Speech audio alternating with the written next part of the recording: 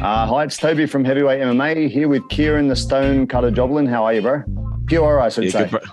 Yeah, kia ora, bro. Yeah, I'm good. Good as. Man, it's good to catch another one of the MMA fighters that are representing their Maori heritage, man. I've talked to Karl France, also Shane Young from CKB as well, man. And you're another one that kind of reps your heritage, right? Yeah, bro, for sure. Always. I was just looking at a little mini doco of you, and you said when you're at school, the only thing you like was PE and studying Maori, right?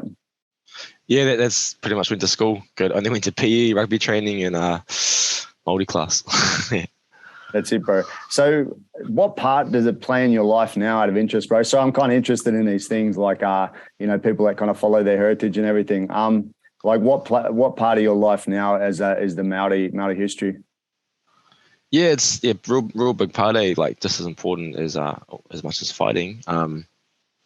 Yeah, like in that doco I was saying, like my young fella, he goes to kohanga now, he went to kohanga. He goes to like full immersion Māori school now. So I've got to make sure that I learn and improve my deal at the same time. So he's not going to school and then coming home and speaking like English. So yeah, it's a real big important part of the family life. Yeah. So do you speak at home, bro, between the family? Speak te reo? Yeah, me and the young fellow do, and the wife and the older boy as well. Yeah, it's a big part of the family life now. That's awesome, man. It's important to continue, right? Otherwise it can be lost just by generations that just start speaking English or whatever. Yeah, bro, for sure. Yeah. Bro, the reason I wanted to reach out is I saw you having a big fight coming up with David Martinez at Eternal on the Gold Coast on July 1st, bro. How's it all shaping up for you? Yeah, good as. Like training camp's been good. This is my first fight in like 2 years. I haven't had a fight for 2 years. Like not for lack of trying, just I've had matchups like last year that I've fallen through. Other ones were real close, but this has been the first fight that I've had booked for 2 years. So like, yeah, excited as. I can't wait to get in there. That's it, man. It's good to go over to Australia and have a fight too, so to get out of the country, right? Yeah, bro, for sure. And I could get a bit of, it's getting cold here at the moment, so get a bit of sun and some warm weather in a fight. Yeah. That's it, man. And what do you think of your opponent, David, man? On my side, I've interviewed him a couple of times. He seems like a really nice guy, so I don't really want to see the Stonecutter dicing him up with his elbows or whatever, bro. But, it is what it is. May the best man win. What do you think of him as an opponent? Yeah, he's got a good skill set. Like, there's things that I can't, like areas where he's really good and I can't let him get there. He's had the title like twice.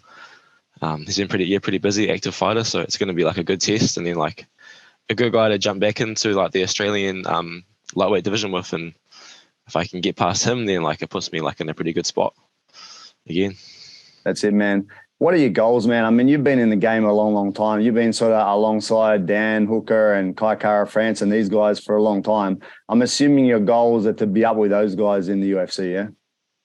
Yeah, yeah, definitely. I've been around fighting for like quite a while now. Like, I'm still pretty young, but like, yeah, I've been around in the fight game for a while. So, yeah, my goal was I'd like to win this fight impressively, and then try to set up like a title fight for the September card before the UFC is in Sydney. That's my goal, and then like win the title there, put on a good performance, and then like whatever happens after that, if it's UFC or anything else, would be awesome.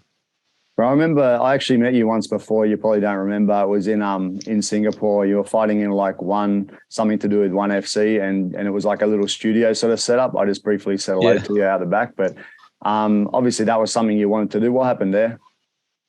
Yeah, so like it was 2019. They had like the One Warrior tryouts in Sydney, so I went over for that. Did the tryout, like a little grapple and hit some pads and stuff, and made it through to that, and then got the fight that I met you at over there. Won that fight. Went back like 8 weeks later, had another fight. Fight was going good. I ended up tearing my AC, my left shoulder. And then so I lost that fight like by injury TKO loss. And then went back like 9 months later for another fight. Ended up losing that fight to like a Korean fella. And then COVID hit. So I still had one more fight on the contract to try get a contract into one championship, like a proper contract. Then COVID hit and it just put a halt. I think they shut down One Warrior series And even the other Kiwis that had contracts with one championship, like couldn't even get out of the country. So COVID just put a halt to all that, and then had to sort of like, I guess, reestablish and just back training normally. Had one fight locally here in 2021 to stay busy, but yeah, COVID ruined it pretty much.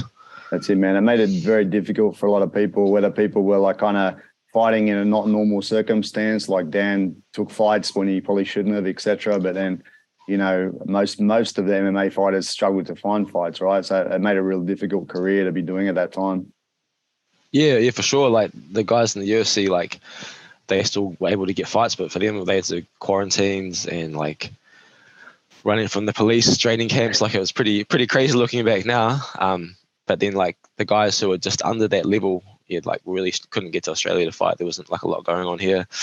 Yeah, luckily Matt Tor, like he ran a couple of SFCs, and there might have been a few shurikens on as well, so it kept a few of the guys busy. But yeah, it was a hard time to get fights. Yeah. Man, what is it like to be a professional MMA fighter? Obviously, you're highly skilled, man. You've been training forever. I used to hear your name a lot floating around back in the day when you're training with Karl Weber, etc. And just a difficult career, man. Like you want to get to a place, but there's roadblocks. It's a super difficult sport. You might injure yourself, like you said. You might not have fights due to COVID. And even if they do all go correctly, you got to achieve something at a super high level to get to the top, man. Like it must be a very difficult sport to stay in, man. Yeah, for sure. Like I guess you got to get fights, win the fights, and a little bit of luck, right place, right time to get into like a big show and all that. Yeah, no, it's a tough sport, but I've been doing it for so long. I don't know any better. Like I don't think I won't stop training. I won't stop fighting for a long time. I still got still hungry, still love the sport, still love training, still itching to fight. So heaps of time to go. Man, talking to Dan just the other day, and he was saying that there are different types of people in the sport. Some people are like an athlete just looking to, you know, have some competition and getting in there. And some people, it's kind of like it's part of them and it's a therapy as well at the same time. It strikes me that just what you were saying about liking sport when you're young, et cetera, and fighting and that it's probably the same for you, right? That you'd be fighting even if it's not bringing you a lot of cash, et cetera. It's just part of your, you know, character. Yeah, right. That's definitely me. Like, you're definitely not in it for the money. I haven't made any money fighting. Yeah. But yeah, I was loving fighting when I got paid nothing. Getting paid a little bit to go fight in Aussie, wherever else is still the same. So I'll fight as long as the body holds out, pretty much.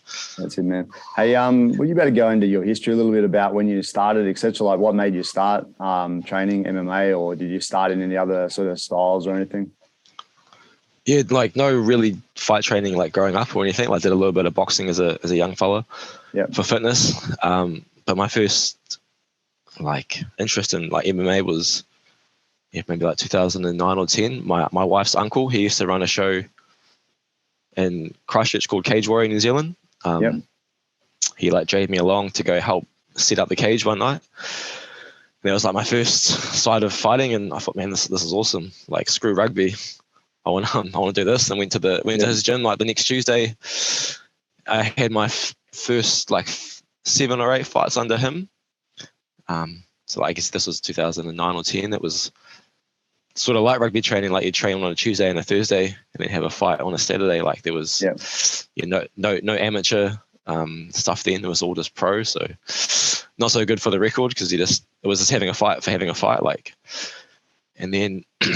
Got to like a good level there, and then moved on to Karl Weber and spent like a good from 2013 to 2018 with him. I had a really good run with him. Yep. Like won like a New Zealand title, a few Australian titles, the Oceania title together with him.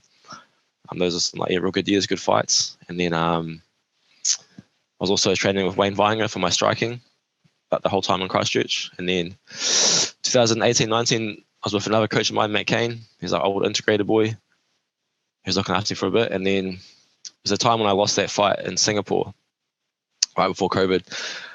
I sort of got to a bit of a crossroads where I was like, if I want to do the sport properly, I need to like move up to Auckland full time. So I'd come here and do camps for like a week. but doing like a week isn't enough. Like at this level, you need to be like fully.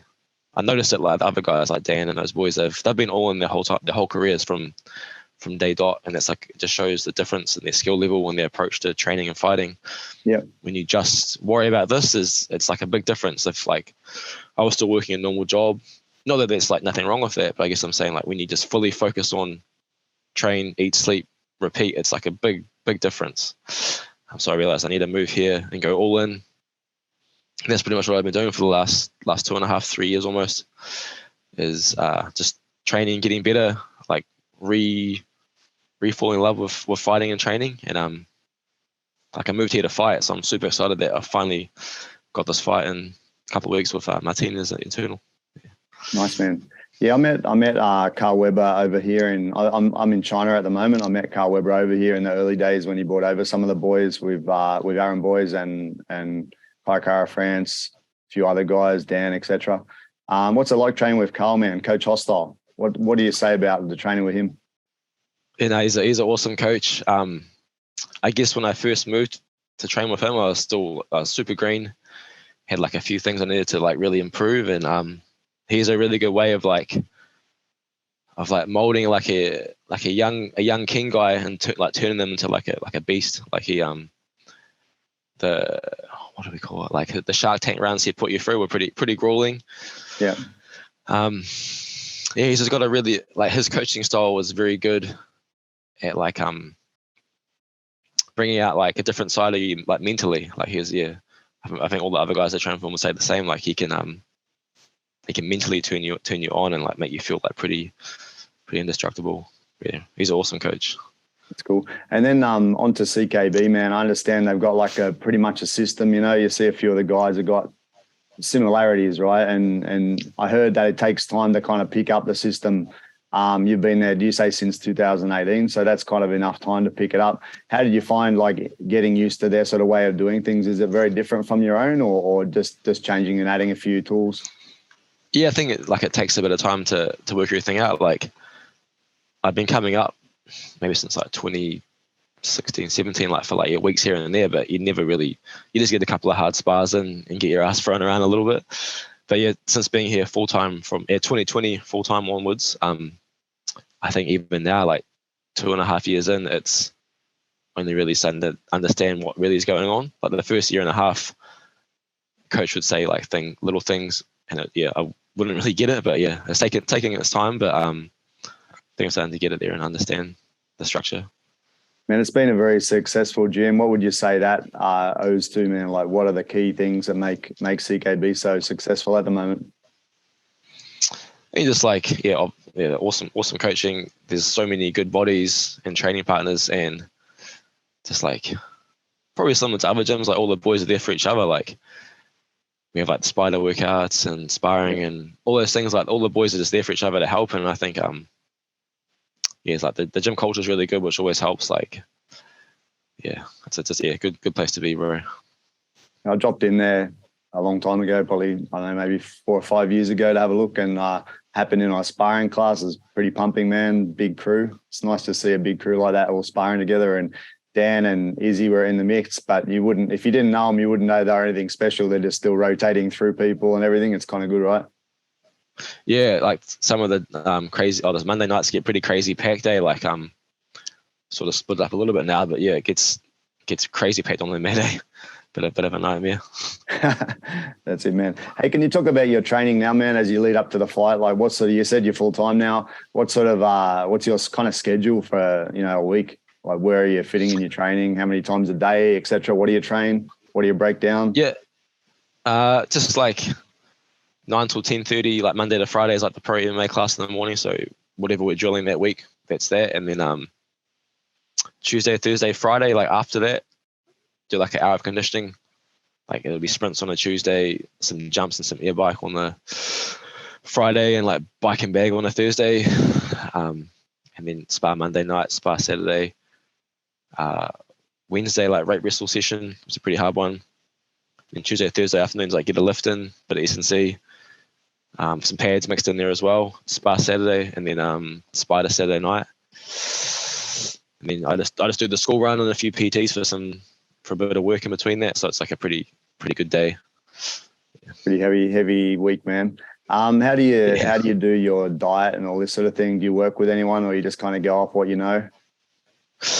I work with Jack from one of Geordie's boys from the Fight Dietitian. He's helping me with this camp. It makes it way easier instead of just trying to guess and copy on TV. So eating heaps, the weight's coming down, and still feeling like fit and strong. Good to go.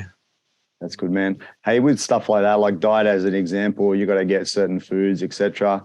Is that a struggle? Is it expensive, or it's not? No, I think it's actually easier. It's cheaper. Luckily, my wife has the full-time normal job, which pays the most of the bills. But when I'm on an actual nutrition plan, I can allocate money for it, and I know what I need, so it's a lot cheaper. Whereas when I'm just freeballing it, it's when I spend too much money. Yeah. What do you miss out on when you're like now you're dieting, you're getting ready for your fight? What sort of things do you miss the most? Probably just a couple of steak pies here and there. Yeah. Out of camp, I'll probably sneak in a pie a day, steak and pepper pie a day. But that's what I'm missing. Probably have that in a couple of weeks. Yeah. Come home and have a few pies. Something to look forward to. It's cold over there, you said, at the moment, right? Yeah, where it's cold, a pie definitely makes the day a little bit easier. For sure. Man, like over the years, you've seen it. Everything's changed. People doing all crazy stuff now, putting a lot of emphasis on things that aren't really that related to fighting. We talked about diets, one of them, sleeping, your strength and conditioning, saunas, all this sort of thing. What sort of extra things you've done now that you wouldn't have done in the past like that? Like any sort of key things that have helped you in your new camps? Not really I'm not too sure. I definitely sauna more now than I previously would have. Like all my old lightweight fights, I would dread the sauna. Yeah. But now, Jack's got me going to the sauna once a week, just to, I guess, train the body and mind to handle it, which is probably a good helpful thing. Because before I would take my kids to the pool and look at the sauna and get PTSD or something. Whereas now, I do it 2 20s a week. So hopefully in a couple of weeks, it makes the cut a lot easier. Yeah. That's probably about it. The only thing I've really changed or added in. They say heat acclimation, right? So like you said, so it's not going to shock you too much. What's the temperature and how long you do it for those 2 times? Yeah, I'll just do 220s, 225s, something like that. What's the heat in your sauna, do you know? Not too sure, Pretty standard public pool. So nothing too good. It's probably not cranking too hard, right? Because you have a few top there, but yeah. What about ice baths and that, man? A lot of people talk about it for recovery. Yeah, I do a little bit of ice baths. I've got a recycling bin on the deck. Chuck a bit of ice in that in the mornings. Nothing too structured. Just do it if I feel like it, I'll jump in there. Yeah. Or if it's a nice day, I'll jump in there as well. Hey man, so having come through the ranks for a decade or more, what do you think? Does it make a big difference, all these things? So you look at your diet, your sleep, your sauna, your ice bath, whatever else, supplements or whatever you're taking. Does it make a big difference at the end of the day? Would you still be fighting at a similar level, or it gives you an extra 10, 20%, or what do you think? I think it makes the sauna and the diet stuff definitely makes the job easier, but I still fight either way, but it makes it easier, bro, for sure. Especially the diet stuff. This has been my first lightweight cut using Jack and Geordie in there, and because the other time I was working with him, I was fighting it in 1, so it was hydrated at 77. Yeah. So it's hard to really gauge how you're feeling, but I think I feel a lot better with a proper nutrition cut instead of just winging it on the night. For sure, man. I remember, I'm a bit older than you, bro, and fighting kickboxing in the past a long, long time ago. We just ate nothing before that. Eat nothing for a few days before the fight. It's just ridiculous. You get there and you got no energy at all, and you just get in there and do it, and probably dehydrated, your brain's got no fluid in it and everything. It's not good. Yeah. But things have improved for the better, right? Yeah. See, man. So for your fight, bro, David Martinez, Eternal Gold Coast on July the 1st. Lightweight, what's your prediction for the fight, bro? Hoping to get a finish near the end of the second round. I feel like that's how the fight will play out.